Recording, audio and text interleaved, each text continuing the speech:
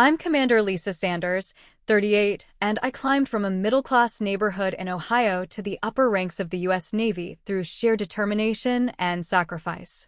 For 2 years, I bent over backward trying to win over my boyfriend's wealthy family, rearranging my military schedule, spending months of salary on gifts, and swallowing insult after insult with a smile.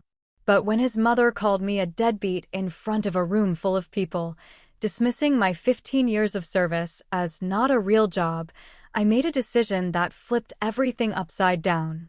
Have you ever poured your heart into earning someone's approval, only to have them crush your dignity when you least expected it? If so, drop your story below. Trust me, you're not alone in this.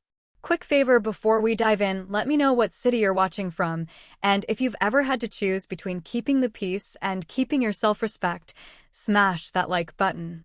What happened after I walked out of that dinner party will blow your mind.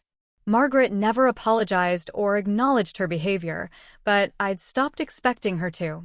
Some people aren't capable of the self-reflection required for genuine change, and that was her limitation to bear, not mine to fix. The transition to San Diego marked more than just a change of duty station. It represented a return to the person I'd been before I started measuring my worth against impossible standards. The Pacific Fleet assignment was everything I'd hoped, demanding, prestigious, and perfectly aligned with my long-term career goals. My new position involved coordinating logistics for multinational naval exercises, work that required the kind of strategic thinking and diplomatic skill I'd developed over 15 years of service. The complexity was energizing rather than overwhelming, and I found myself working with renewed focus and enthusiasm. But perhaps more importantly, I was surrounded by colleagues who evaluated my performance based on competence rather than social acceptability. The relief of being judged by professional standards after months of navigating arbitrary personal criticism was profound. Lieutenant Martinez, who had been transferred to my command as part of a career development program, noticed the change immediately. "You seem different, ma'am," she said during one of our weekly mentoring sessions. "More confident, if that makes sense." "It makes perfect sense," I replied. I spent some time forgetting who I was professionally. It's good to remember. The work itself was a constant reminder of my capabilities. Coordinating exercises involving ships from 6 different navies required skills Margaret Whitfield had never valued: cultural sensitivity, logistical precision, and the ability to build consensus among strong-willed leaders from different backgrounds. When the first major exercise concluded successfully ahead of schedule and under budget, my commanding officer's commendation mentioned my exceptional leadership under complex circumstances. Reading those words, I remembered why I'd chosen this career and why Margaret's opinion of it had been irrelevant from the beginning. David visited twice during my first 6 months in San Diego, and our relationship continued to evolve in the direction of honest friendship rather than romantic partnership. The physical distance had clarified what we'd both suspected. We worked better as people who cared about each other than as people trying to build a life together. "You're happier," he observed during his second visit, as we walked along the harbor at sunset. "I can see it in how you move, how you talk about your work." "I'm myself again," I said. "That's different from happiness, but it's probably more important." He nodded, understanding the distinction. We'd both learned something valuable about the difference between love and compatibility, between caring for someone and being right for them. Our breakup, when it came, was mature and mutual. David needed to find someone who fit more naturally into his family's world, and I needed to be with someone who valued my professional life rather than seeing it as an obstacle to overcome. Captain Whitfield maintained occasional contact through professional channels, sending congratulations when news of my successful assignments reached Navy circles in Virginia. His messages were brief but genuine, and they helped maintain the connection to the one member of David's family who had consistently treated me with respect.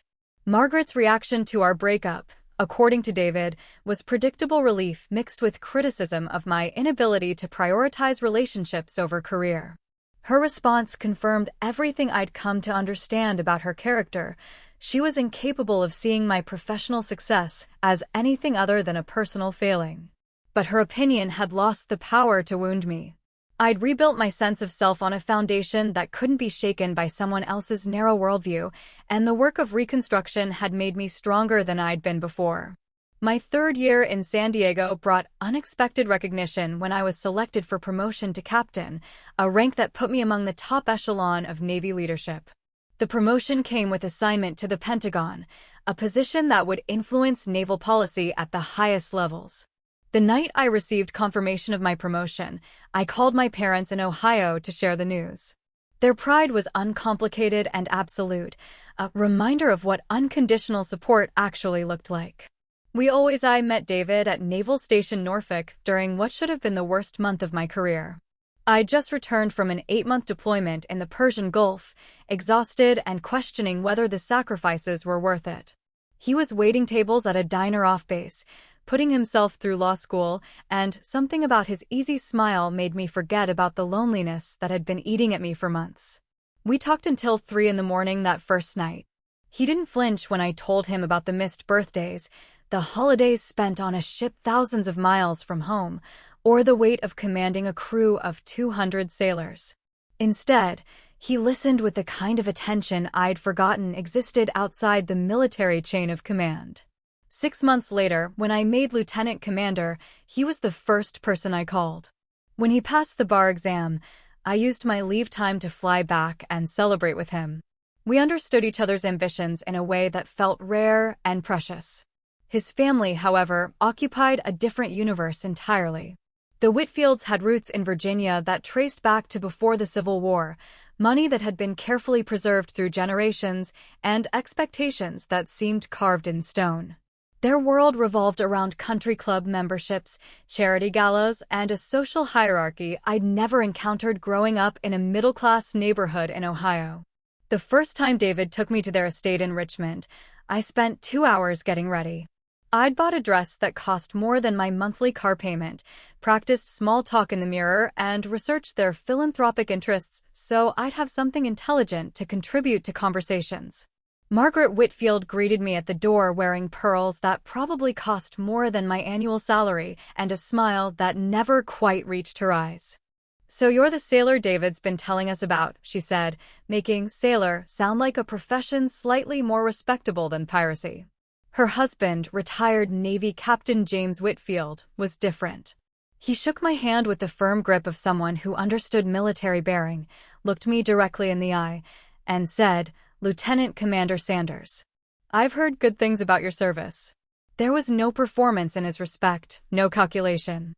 It was the recognition of one officer acknowledging another. But Margaret set the tone for every subsequent family gathering. I learned to navigate their world carefully, showing up early to help with preparations, bringing expensive wine I'd researched thoroughly, and dressing in a way that might pass their scrutiny. I memorized the names of their friends, their children's accomplishments, their vacation destinations. I turned myself into someone I thought they might accept. During those early visits, I watched Margaret hold court at dinner parties, dispensing opinions about everything from local politics to the proper way to arrange flowers. Her friends nodded along, a chorus of agreement that never seemed to include me. When they asked about my work, their questions carried an undertone of polite bewilderment, as if they couldn't quite understand why anyone would choose such a life. "How fascinating that you travel so much for work," one of Margaret's friends said during a garden party, her tone suggesting travel for work was somehow different from the European vacations they took annually. Though it must be difficult to maintain any real relationships. I smiled and explained that military service required sacrifice, but offered rewards they might not understand. Margaret nodded along, but I could see her filing away my words for later critique. The pattern established itself quickly. At every gathering, Margaret would find subtle ways to highlight what she saw as my shortcomings. My dress was too plain or too bold, my conversation too serious or too casual, my schedule too demanding or too flexible. She never delivered direct insults, but her message came through clearly. I was a temporary inconvenience in their family story, someone who would eventually be replaced by a more suitable choice. Captain Whitfield remained consistently courteous, asking thoughtful questions about my deployments and sharing stories from his own Navy career. But he was often outnumbered by Margaret and her allies, a quiet voice of reasonableness in conversations that felt like carefully orchestrated examinations. I threw myself into winning them over with a determination that would have impressed my commanding officers. I rearranged my leave schedule to attend their anniversary party, spent a month's salary on a wedding gift for David's cousin, and volunteered to coordinate the logistics for their annual 4th of July celebration. Each gesture was met with polite acknowledgement that somehow felt more dismissive than outright rejection. The irony wasn't lost on me. I'd led naval operations in international waters, managed complex logistics under pressure, and earned commendations for my leadership under fire. But sitting in Margaret Whitfield's living room, I felt like a teenager trying to pass an exam I'd never been properly prepared for. David saw the strain, but didn't fully understand it. "She's just old-fashioned," he'd say after particularly difficult visits. "She'll come around once she gets to know you better." But I was beginning to understand that Margaret didn't want to know me better. She'd already decided who I was and what I represented in her carefully ordered world. My rank, my service record, my dedication to something larger than myself, none of it translated into currency she valued. Still, I kept trying. I attended their church when I was in town, contributed to their political candidates, and smiled through conversations that felt like elaborate tests I was destined to fail. I told myself that love required compromise, that families were complicated, and that patience would eventually pay dividends. Captain Whitfield's quiet respect became my anchor during those visits. He never made a show of supporting me, but his acknowledgement felt genuine in a way that stood out sharply against the performative politeness that surrounded us.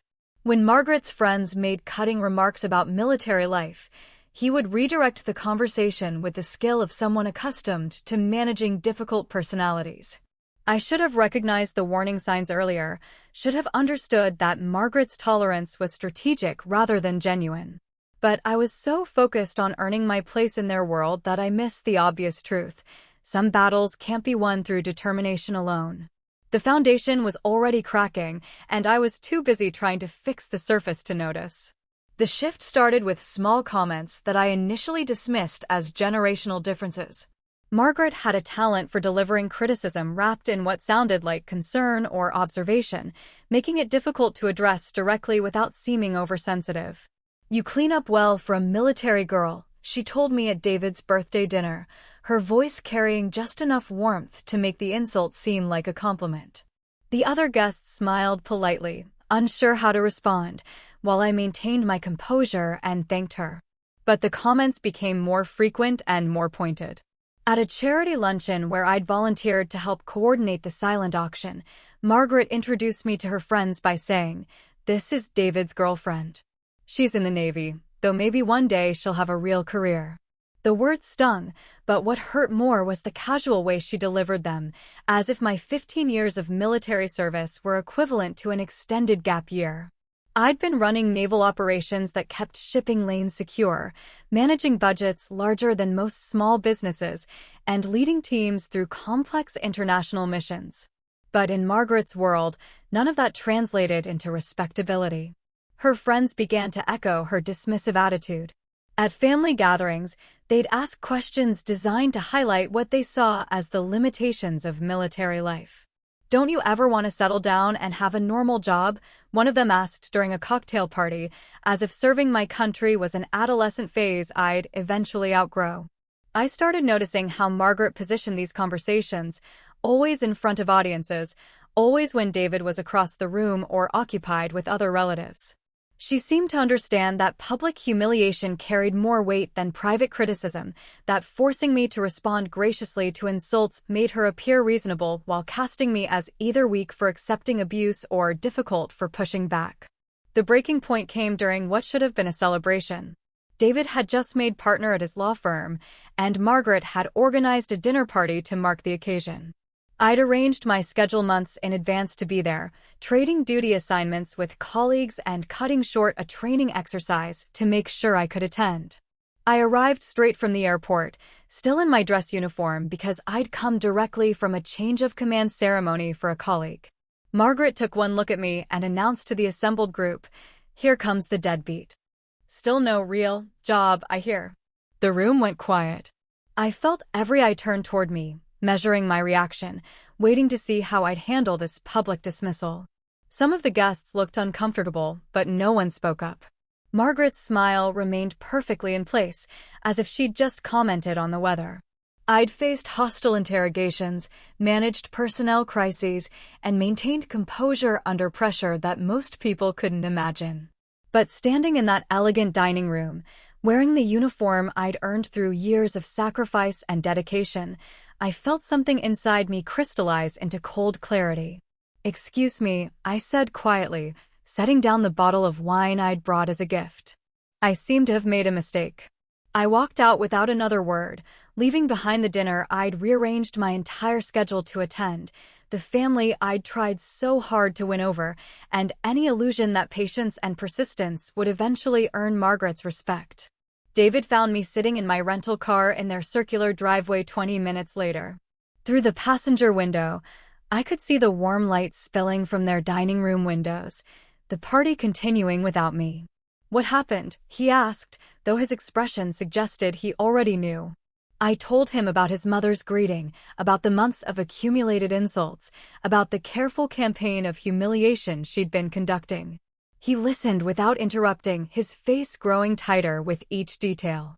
"I'll go back in there and no," I said, starting the engine. "Don't confront her tonight. This isn't about defending my ego, David. It's about something bigger than that." He climbed into the passenger seat, and we drove back to my hotel in silence. I spent that night replaying not just Margaret's latest insult, but every interaction we'd had over the past 2 years. The pattern was unmistakable.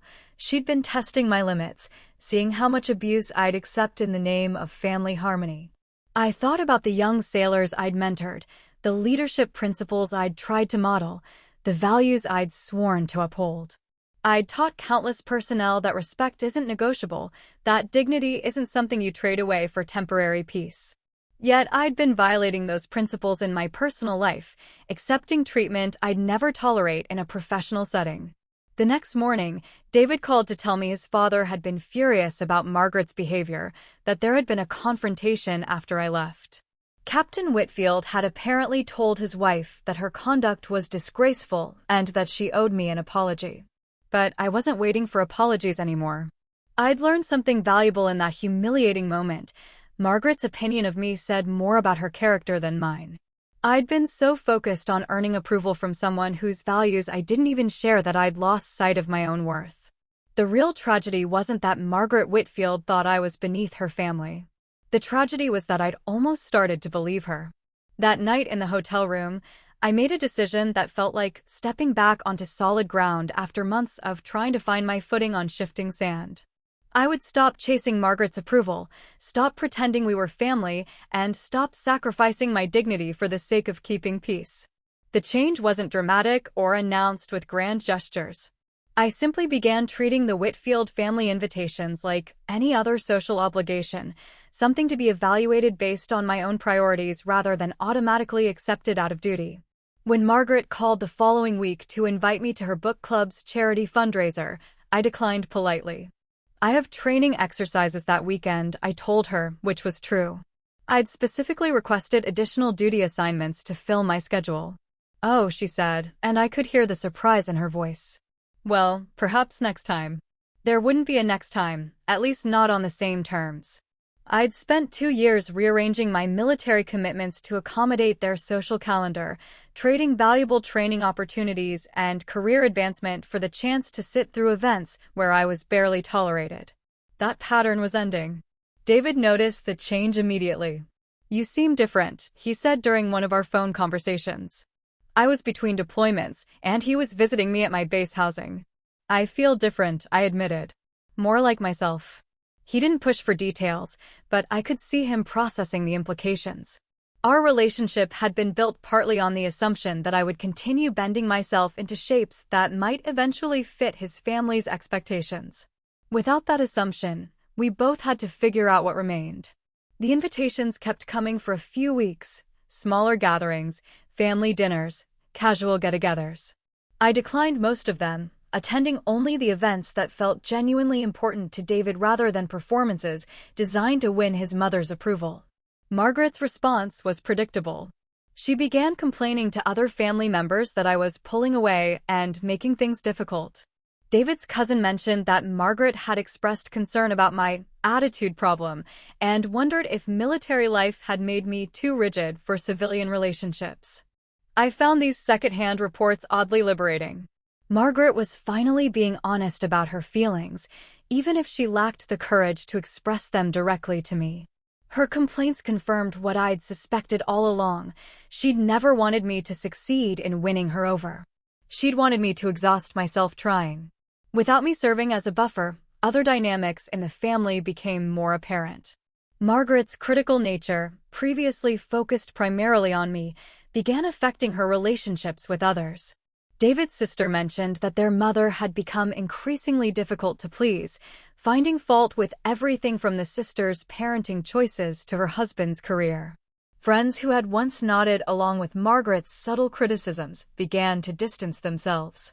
At a family gathering I did attend, David's grandfather's 90th birthday, an event I couldn't skip without causing real harm, I watched Margaret struggle to command the room the way she once had. Captain Whitfield seemed more relaxed without the underlying tension that my presence had previously created. He spent most of the evening telling stories about his Navy service to anyone who would listen, his voice carrying the natural authority that came from genuine accomplishment rather than inherited status. I found myself actually enjoying the event, participating in conversations without constantly monitoring Margaret's reactions or calculating whether my comments would meet her approval. When she made one of her characteristic cutting remarks, this time directed at David's sister, I simply turned away and started a different conversation with someone else. The freedom was intoxicating.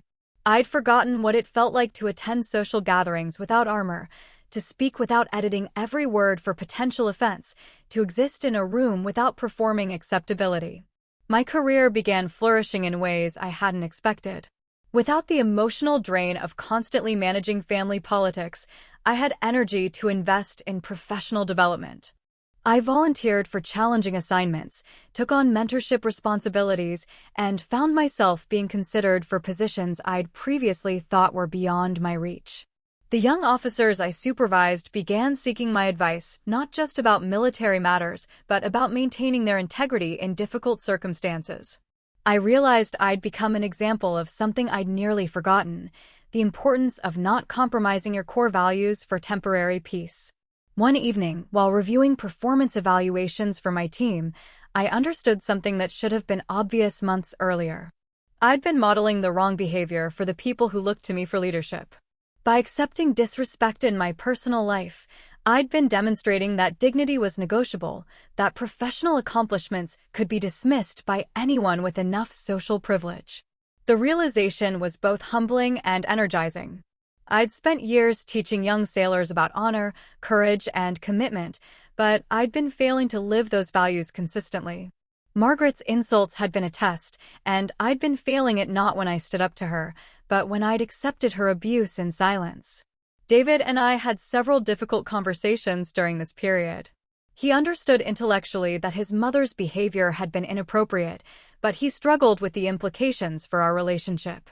His family had always been the center of his social world, and my withdrawal created complications he hadn't anticipated. "She's never going to change," he said one evening, as we discussed whether to attend his cousin's wedding. "I know," I replied. "And I'm not asking her to. I'm just done pretending that her behavior is acceptable." The conversation hung between us, heavy with unspoken questions about whether two people from such different worlds could build a sustainable future together.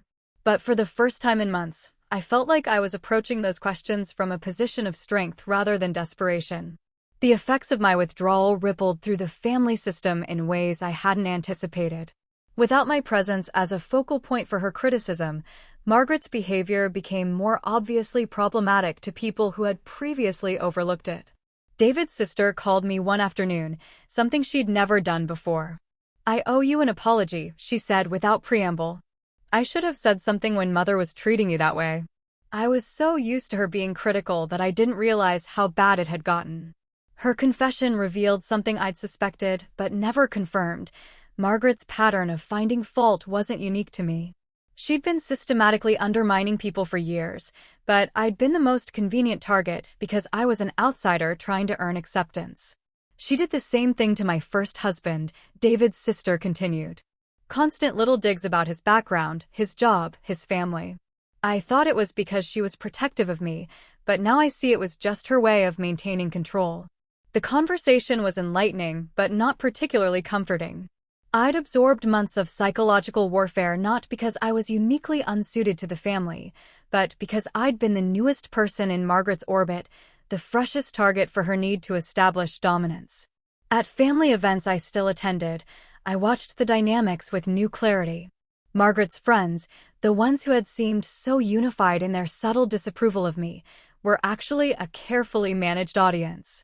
She used them to amplify her criticisms, but she was equally quick to turn on them when it served her purposes.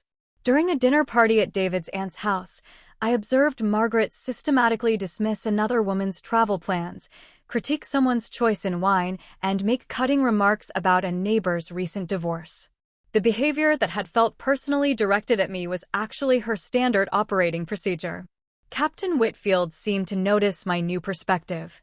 During a lull in conversation, he approached me on the terrace where I was getting some air. "You're handling this well," he said quietly, looking out at the garden rather than directly at me.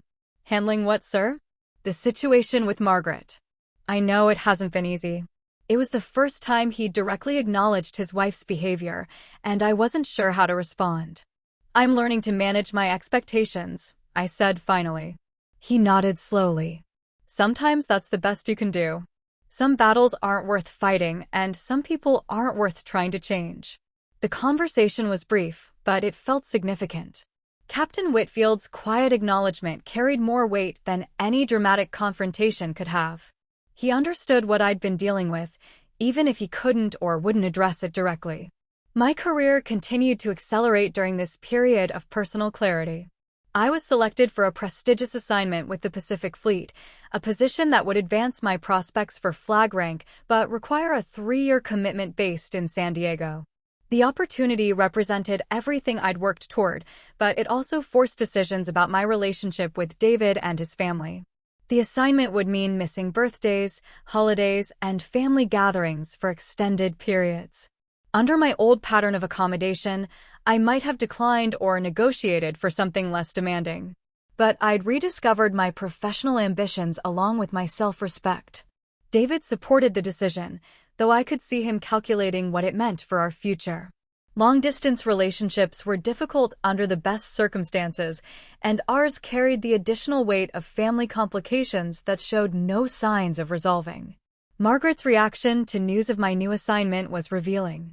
Instead of expressing congratulations or even polite acknowledgement of the honor, she made a comment about how military careers demanded sacrifices from everyone around them and wondered aloud whether I'd ever be ready to put family first. The remark, delivered at what should have been a celebration dinner, crystallized everything I'd come to understand about Margaret's worldview. In her mind, my career achievements weren't accomplishments to be respected, but obstacles to the family structure she wanted to maintain. I didn't respond to her comment directly, but I made a mental note of it. Margaret wasn't just dismissive of military service in general. She was threatened by any success that didn't fit into her narrow definition of appropriate feminine ambition. That evening, David walked me to my car after the dinner had ended with typical Whitfield politeness, surface pleasantness masking underlying tensions that no one wanted to address directly. "I know she was out of line tonight," he said, leaning against my car door. "I want you to know that I'm proud of what you've accomplished." "I know you are," I replied, and I meant it. David had never been the problem. His support had been consistent even when his understanding was limited. But support wasn't enough to bridge the gap between his family's expectations and my reality. "This new assignment," he continued, "it's what you want, isn't it? Not just professionally, but personally. You want the distance." The question was fair and deserved an honest answer. "I want the opportunity," I said. "The distance is just a side effect." But we both knew that wasn't entirely true. The physical distance from Margaret's sphere of influence was part of the assignment's appeal, though I wouldn't have admitted it 6 months earlier when I was still trying to make peace with her criticism. The conversation marked another shift in our relationship, an acknowledgement that my priorities had fundamentally changed.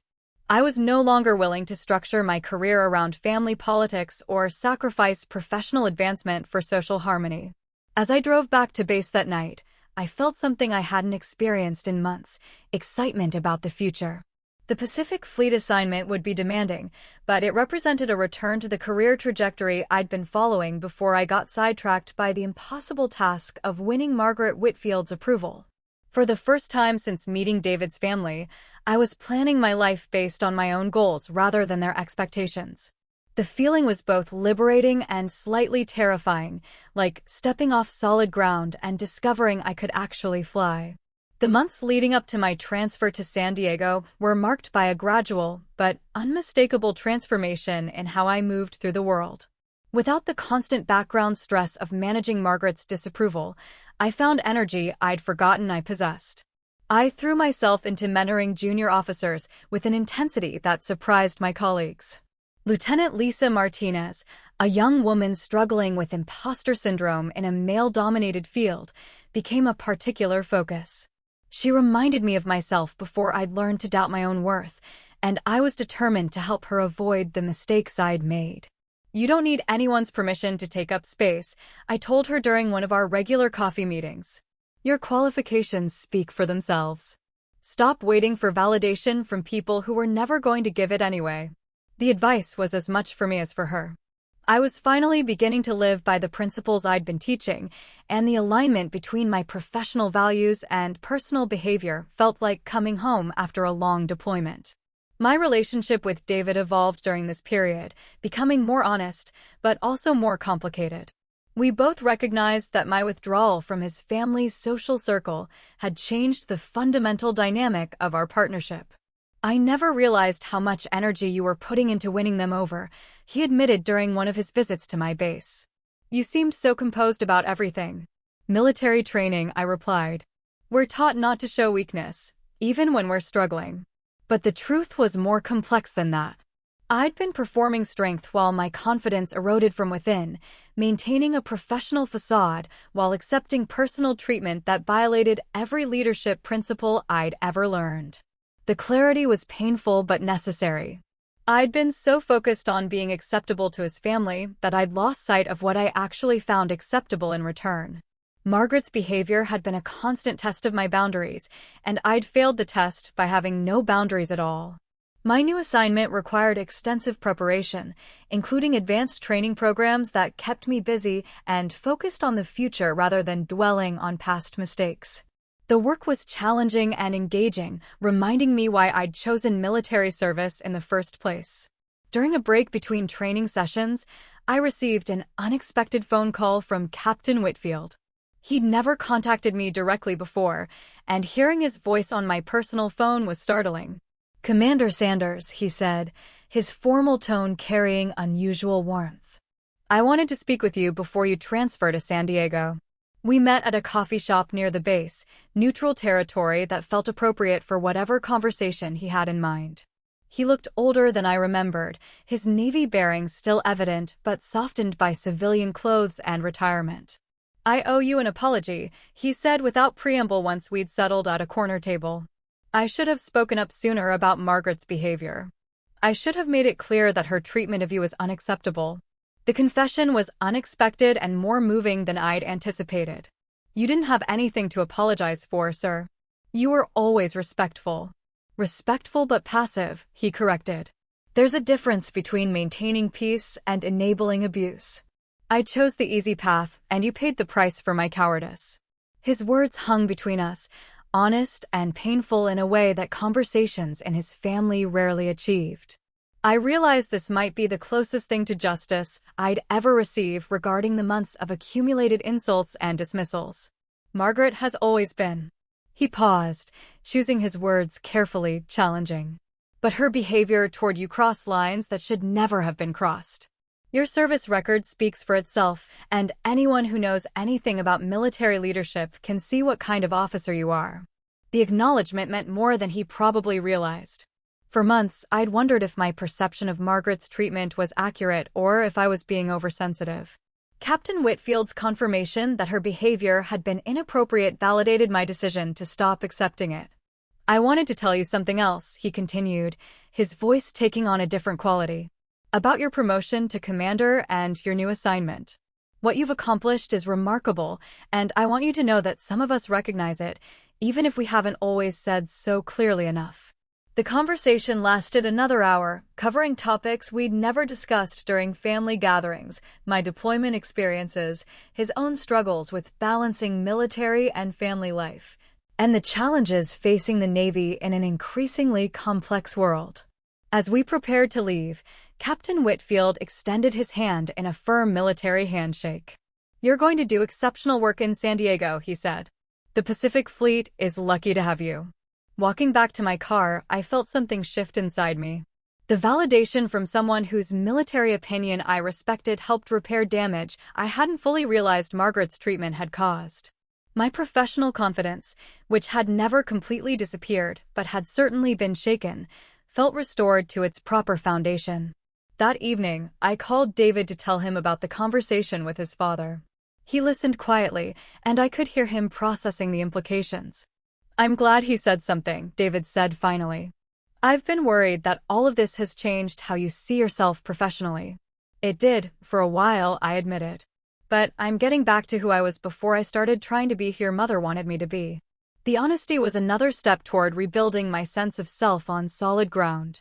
I'd spent months compromising my values and second-guessing my worth, but that phase was ending. The woman who had earned her rank through dedication and competence was reasserting herself, and she wasn't interested in anyone's approval except her own. My final weeks before the transfer were marked by a sense of anticipation that felt familiar and welcome. I was returning to the career trajectory I'd been following before family politics became a distraction, and the future looked clear and challenging in all the right ways. Margaret never apologized or acknowledged her behavior, but I'd stopped expecting her to. Some people aren't capable of the self-reflection required for genuine change, and that was her limitation to bear, not mine to fix. 2 months into my Pacific Fleet assignment, I received an unexpected email from the Office of Naval Public Affairs. They were organizing a joint military-civilian recognition ceremony in San Diego, honoring veterans and active-duty personnel who had made notable contributions to international operations. My name was on the list of honorees. It was a formal event, full-dress uniform required, attended by senior military leaders, local government officials, and invited guests. Each honoree was allowed to bring 2 guests, and I immediately thought of my parents. They booked flights without hesitation, excited to see the Navy side of my world up close. The day of the ceremony, the air was brisk but clear, sunlight glinting off the harbor beyond the event pavilion. Rows of flags framed the stage, and a Navy band played quietly as guests took their seats. I stood in formation with the other honorees, medals in place, the familiar weight of my combination cap balanced just right. As I scanned the crowd, my eyes landed on a figure I didn't expect, Captain James Whitfield. He was seated near the front, next to my parents, his posture straight and his gaze fixed on the stage. It took me a moment to register that David was nowhere in sight. During the break before the ceremony began, I walked over to greet my parents. Captain Whitfield stood as I approached. "Commander Sanders," he said, his voice carrying enough weight that nearby attendees turned their heads. "It's good to see you again." "I wasn't expecting you here, sir," I said. He glanced at my parents. "When I heard you were being honored today, I contacted Public Affairs to see if I could attend. It seemed important." The band shifted into a formal march, signaling we needed to take our places. My parents beamed with pride, snapping a quick picture before I returned to formation.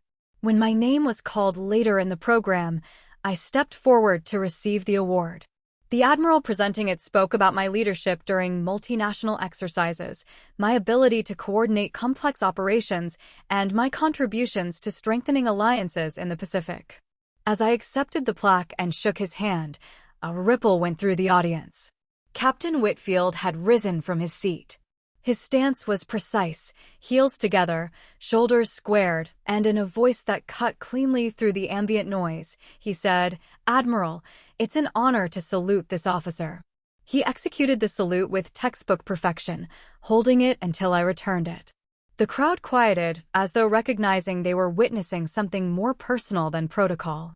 I could feel the weight of every eye in the room, but my focus stayed on him, this man who had seen me clearly from the start, even when his wife refused to. When the applause came, it was loud and sustained.